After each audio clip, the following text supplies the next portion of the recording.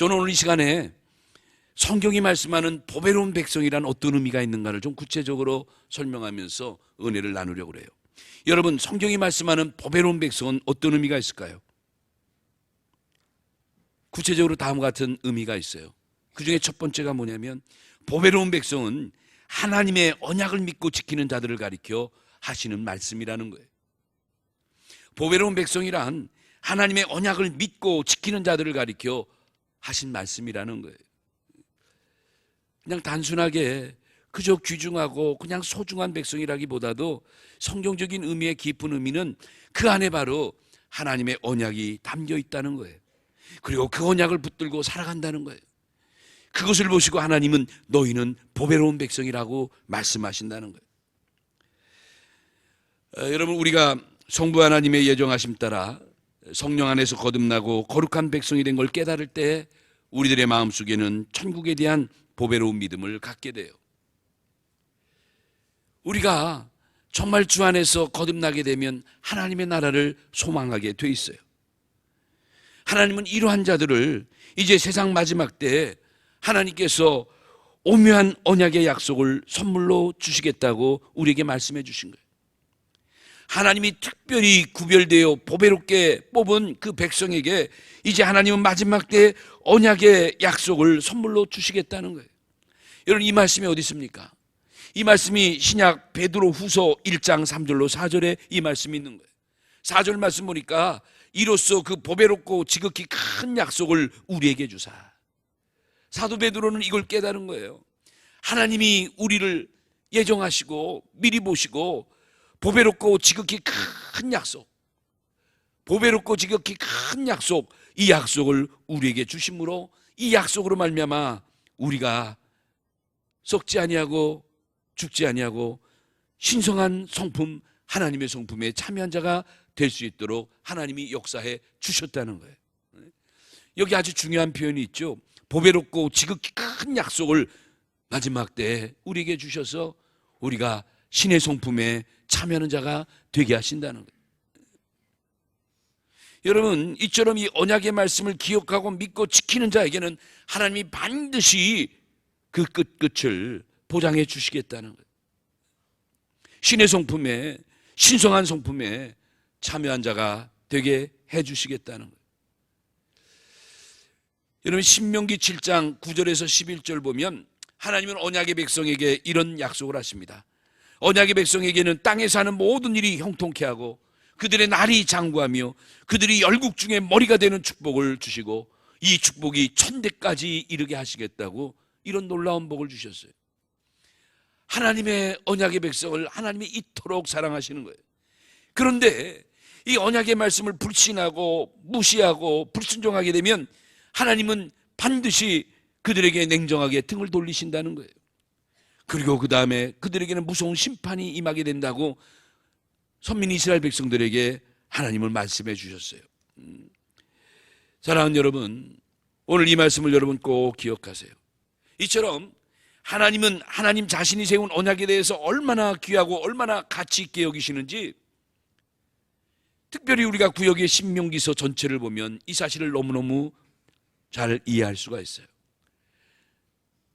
신약의 그 히브리서 10장 23절에 보면 히브리 기자가 이런 표현도 합니다. 약속하신 이는 미쁘시다, 이런 말씀했어요.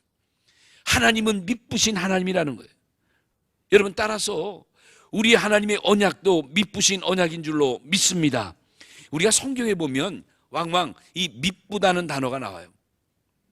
근데 우리가 세상에서 그리 쓰는 단어는 아닌데 성경적인 용어예요. 우리 하나님은 미쁘신 하나님, 따라서 우리 하나님의 언약도 미쁘신 언약.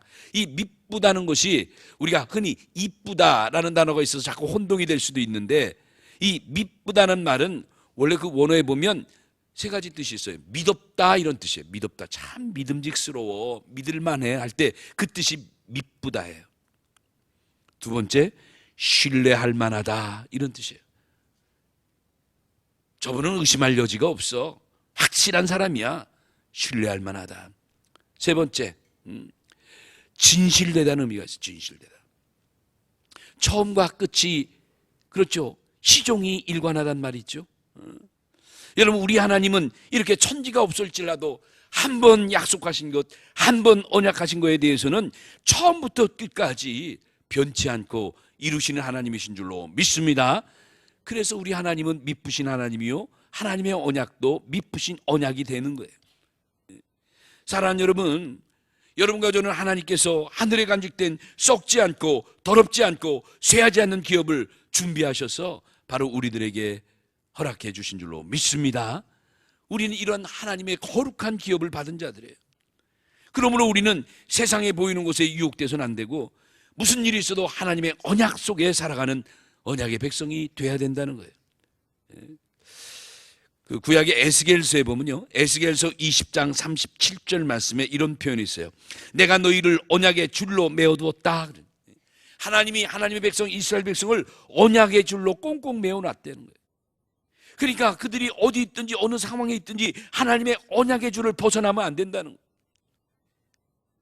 하나님의 언약의 줄에 매어있는 참으로 보배롭고 지극히 큰 약속을 받은 백성이라는 것을 하나님이 그렇게 실제적으로 실감 있게 표현해 주신 거예요.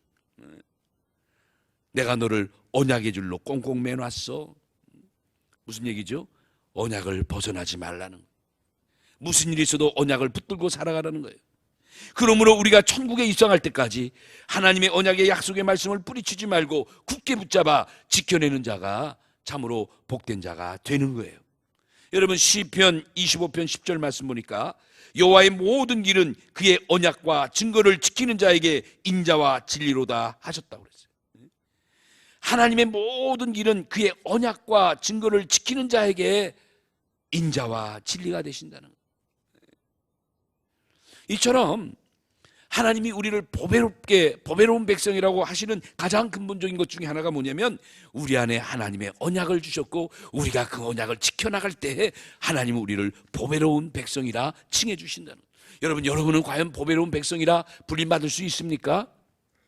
두 번째, 보배로운 백성은 하나님의 성민이라는 거예요. 여기 성민이라는 것은 거룩할 성자의 백성민자, 거룩한 백성, 이걸 홀리 피플이라고 그래요. 하나님은 택하신 이스라엘 백성을 하나님의 성민, 하나님의 거룩한 백성으로 인정해 주신 거예요. 그리고 그 거룩한 백성은 모든 민족보다 뛰어난 머리가 되게 하시고, 하나님이 그들을 보배롭게 존귀하게 여기주시고, 특별하게 그들은 구별되어 하나님께서 주관해 주신다는 거예요. 그 신명기 26장 19절에 보면, 신명기 20장 19절에 하나님이 이스라엘 백성에게 이런 말씀하셨어요. 그런즉 여호와께서 너를 그 지으신 모든 민족 위에 뛰어나게 하사 찬송과 명예와 영광을 삼으시고 그가 말씀하신 대로 너를 내 하나님 여호와의 성민이 되게 하시리라.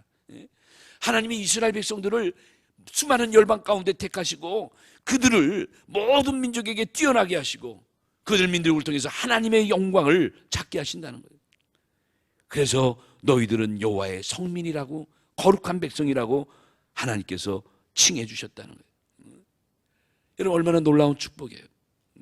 오늘 본문 가운데 이사야 43장 1절 말씀에도 우리에게 말씀하시잖아요.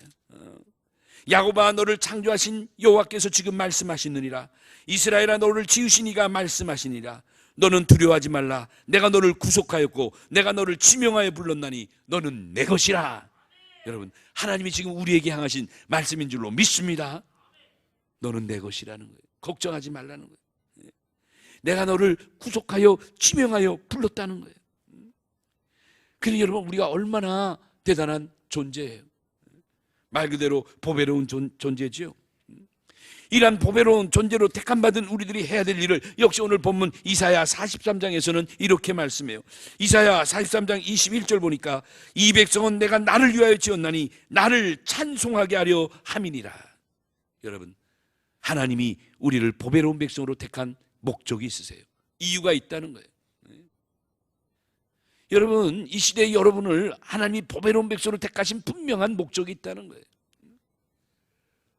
오늘 우리가 믿음 안에서 주 안에서 열심히 살아가지만 어떤 이들은 이렇게 또 교회에서 찬양대로 노래로 하나님께 영광 돌리는 사람들이 있고, 악기를 통해서 주신 달란트를 가지고 하나님께 영광 돌리는 우리 합주단도 있고, 이 모양 저 모양으로 교회 일꾼으로 또한 여러 가지 부서에서 책임자로 우리 모두가 이렇게 하늘의 거룩한 직분을 받았어요.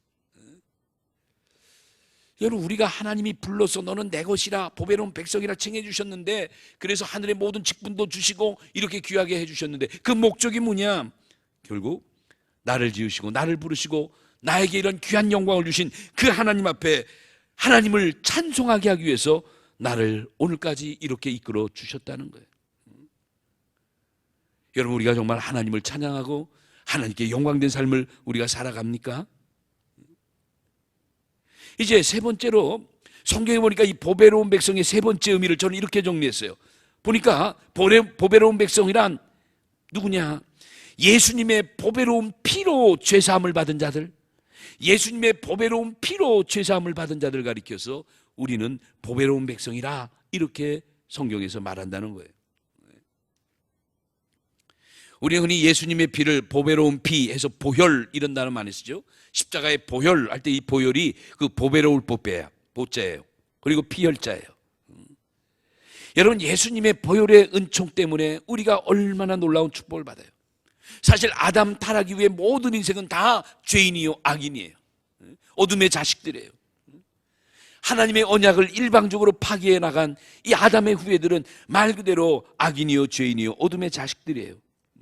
그런데 이렇게 죄로 인해 칠흑같이 캄캄한 어둠 속에 살던 우리들인데, 그런데 하나님이 세상을 이처럼 사랑하사 당신의 독생성자 예수 그리스도를 이 땅에 보내주시고 그를 통하여 보배로운 피로 말미암아 우리의 모든 죄를 사해 주시고, 그리고 우리를 이제는 빛의 자녀로 의인으로 만들어 주신 거예요. 여러분, 이걸 우리가 신학적으로 신분의 변화의 축복이라고 그래요. 영원히 그럴 수가 없는데, 그럼에도 불구하고 하나님이 우리에게 은혜를 내려주시고 은총을 내려주셔서 우리가 마침내 죄인이 의인이 되고 어둠의 자식이 빛의 자녀가 되는 놀라운 신분의 변화를 허락해 주셨다는 거예요. 이 어찌 감사한 일이 아닐 수가 있겠어요. 사랑하는 여러분, 예수님의 보배로운 피 때문에 우리가 보배로운 존재가 돼버린 거예요. 이 사실을 깨달은 바울이 에베소서 1장 7절에는 이렇게 고백합니다. 우리는 그리스도 안에서 그의 은혜의 풍성함을 따라 그의 피로 말미암아, 그의 피, 예수님의 피예요. 십자가의 피예요. 그의 피로 말미암아 속량 곧 죄사함을 받았느니라. 옛 성경에는 구속 곧 죄사함을 받았느니라. 사랑하는 여러분, 우리가 이 속량을 받아서 구속함을 받아서 내 죄를 다 용서받고 이제 은이나 금같이 없어질 것으로 한 것이 아니라 그리스도의 보배로운 피로 우리를 사해 주셨기 때문에 우리가 역시 보배로운 백성이 됐다는 거예요. 그렇죠. 그래서 이런 보배로운 주님의 피값으로 삼바된 우리에게는 이제 더 이상의 이 땅에서의 부끄러움과 수치가 임할 수가 없다고 성경은 선언하는 거예요. 로마서 10장 11절 보니까 누구든지 그를 믿는 자는 부끄러움을 당하지 아니하리라. 여러분, 얼마나 귀한 말씀이에요. 여러분, 이 말씀을 꼭 간직하시기 바라요. 그리스도 예수 안에 있는 자들은 결코 부끄러움을 당하지 않게 될 줄로 믿습니다. 왜요? 이미 보혈에 보배로운 주님의 피의 능력이 우리를 감싸고 있기 때문에 그런 거예요. 이처럼 우리 하나님은 사랑 자체시지만 인류의 죄를 위하여 여러분과 저의 모든 죄를 감당하시고 우리를 의인으로 신분의 변화를 일으키시기 위해서 어떻게 하죠? 자신의 독생성자 예수 그리스도를 죽일 수밖에 없는 거예요. 예수 그리스도의 피값을 통해서 우리를 사시기 위해서 하나님은 그 방법을 쓸 수밖에 없었던 거예요. 얼마나 기쁘신 하나님의 뜻이에요. 당신의 아들의 생명을 바쳐 그의 피값으로 대신 우리를 사신 거라고요. 여러분, 이것을 우리가 구속이라고 그래요. 이것을 다른 말로 속량이라고 그래요. 예수님의 피값으로 우리가 새로운 존재, 새로운 피조물이 된 것, 바로 이것이 구속의 은총이에요. 그러니까 이제 이 구속의 은총을 받은 우리는 이제는 사실 우리 것이 아니에요. 이미 나의 생명을 뭘로 바꿨어요? 하나님의 아들 독생자의 생명과 바꾼 거예요. 그러니까 따라서 어떻게 보면 우리는 다 우리의 것이 아니라 하나님의 것이에요. 여러분, 이 사실을 동의하십니까? 이미 여러분의 생명과 여러분의 모든 것을 하나님이 바꿔치게 하신 거예요. 신분의 변화를 십자가에서 이루신 거예요.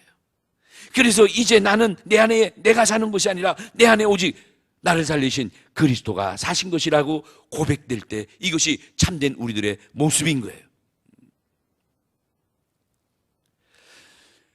고대 유대 사회에는요, 노예를 풀어주기 위해서 반드시 그 노예에 해당하는 값을 치르고 그를 풀어줬어요. 그러니까 노예를 해방시키려면 할 수 없어요.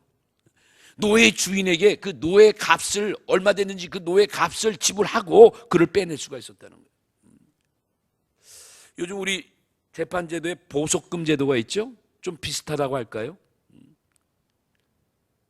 반드시 감옥에 들어가야 되는데, 구치소에 들어가야 되는데 신변이 확정이 있고 그리고 뭐 도주의 우려가 없다, 여러 가지 허가가 되면 일정한 금액을 내고 잠시 나오는 거예요.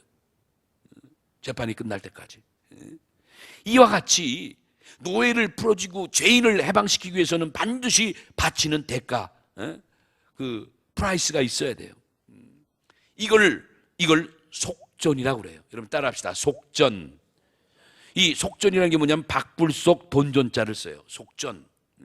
그러니까 노예를 풀어주거나 죄인을 풀어줄 때 그에 상응하는 속전을 꼭 줘야 되는 거예요. 예수님께서 바로 우리의 모든 죄를 감당하기 위해서 자기 자신을 모르요 거룩한 속전으로 바치신 거예요. 예수님의 생명을 우리를 위하여 속전으로 내어주신 거예요. 그래서 모든 불의에서 우리를 구속하시고 속량하시고 우리를 죄인에서 의인으로 만드시고 모든 죄에서 깨끗이 하시고 어둠의 자식에서 빛의 자녀로 주님께서 바꿔주신 거예요. 온전케 하신 거예요. 여러분, 이 사건이 바로 구속의 사건이에요. 이 말씀을 바울은 디모데전서에서 이렇게 말합니다. 디모데전서 2장 6절에 보니까, 이걸 한글 개역 성경에 보니까 개역 한글 번역에는 이렇게 했어요. 그가 모든 사람을 위하여 자기를 속전으로 주셨으니, 여기에 속전이라는 표현을 했어요. 예수님이 모든 사람을 위하여, 여러분과 저를 위하여 친히 자기 자신을 속전으로 주셨다는 거예요.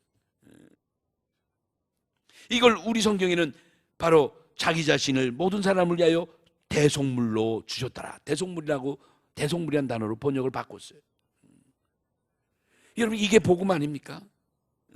예수님이 나를 위하여 속전이 되어 주셔서 십자가에 피 흘려 돌아가신 이 사건으로 내가 비로소 죄인에서 의인으로 쉬프트 뛰어넘게 됐고, 내가 어둠의 자식에서 빛의 자녀로 쉬프트 뛰어넘게 됐다는 거예요.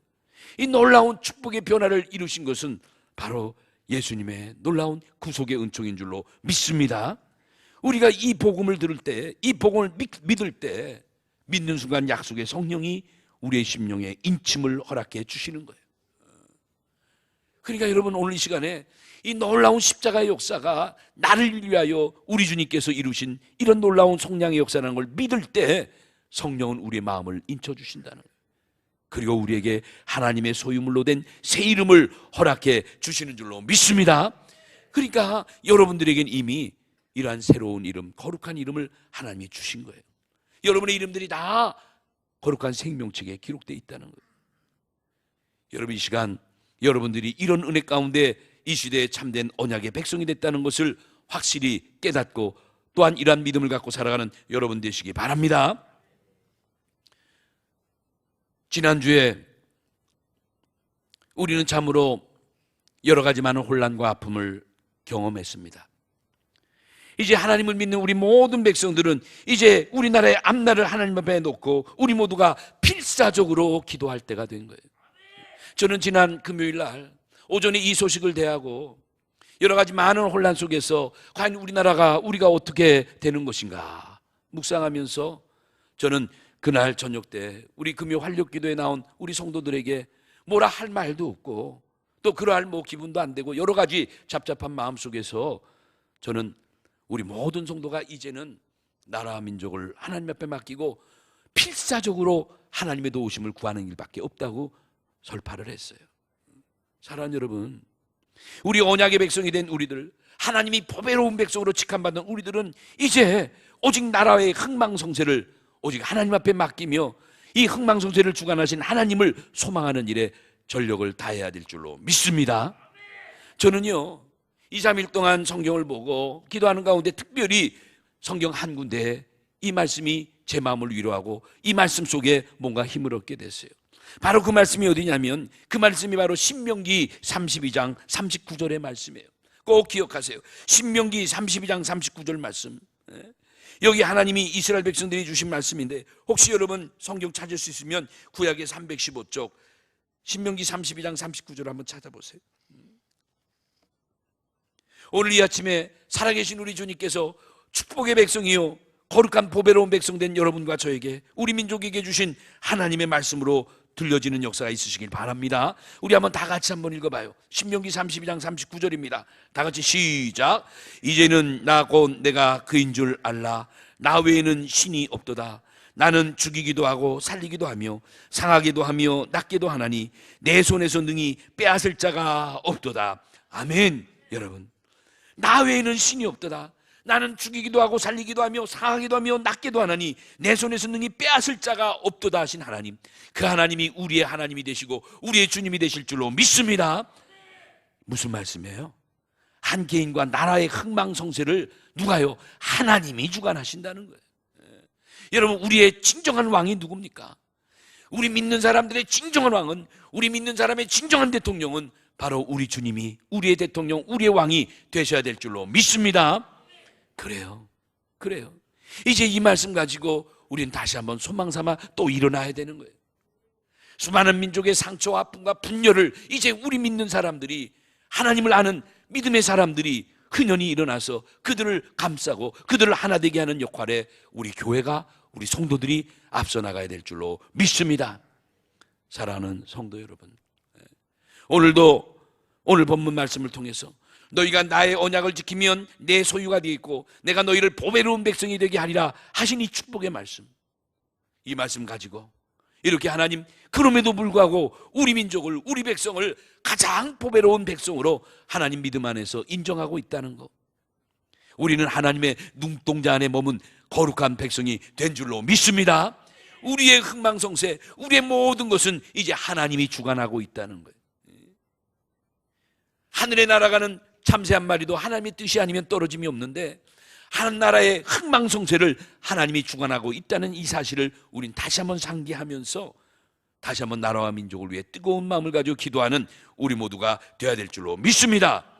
사랑하는 성도 여러분, 영원히 꺼지지 않는 언약의 등불이 이제 다시금 환하게 켜지는 역사가 이번 기회를 통해서 우리와 우리 민족 위에 임하는 이러한 놀라운 기도의 제목을 가지고 날마다 시간마다 하나님 앞에 간구하는 기도의 백성들이 되어야 될 줄로 믿습니다.